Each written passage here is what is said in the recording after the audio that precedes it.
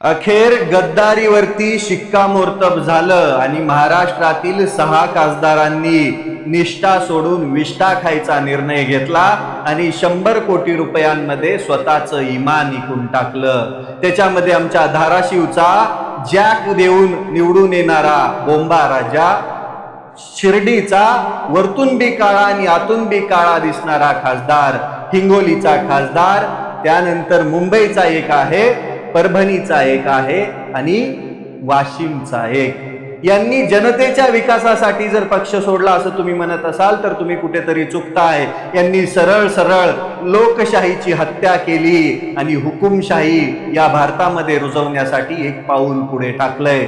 हो, पाऊलच। या दलिंदरांना जनतेने एका चिन्हावरती निवडून दिलंय आणि यांनी त्या जनतेच्या मतांसोबतच गद्दारी केली आहे। माझं स्वतःचं मत या बोंबा राजाला दिलं होतं। हा आजपर्यंत निष्ठावान होता तर लय भारी वाटायचा, पण हा गद्दार निघाला। तो शिर्डीचा खासदार जसा वरतून काळा दिसतो तसाच आतमधून पण काळा निघाला।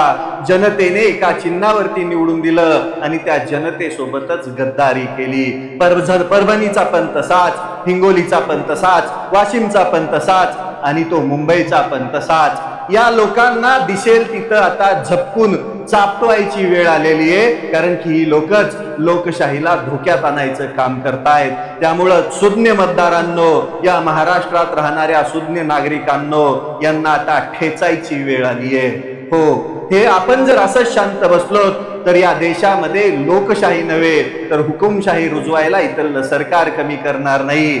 मागच्या केसचा पक्षफुटीचा निकाल अजून लागलेला नसताना दुसरी पक्षफोड केली आणि या देशामध्ये हे चालत आलेलं आहे। निष्ठेला किंमत राहिली नाही, पण विष्ठा खाणाऱ्यांना जास्त भाव चढलाय। पण भिकार चोटांनो, गद्दारांनो, तुम्हाला जनता माफ करणार नाही, तुम्हाला जनता धडा शिकवेल। या गद्दारांना दिसेल तिथं जनतेने चापटवलं पाहिजे, कानाखाली जाळ काढला पाहिजे।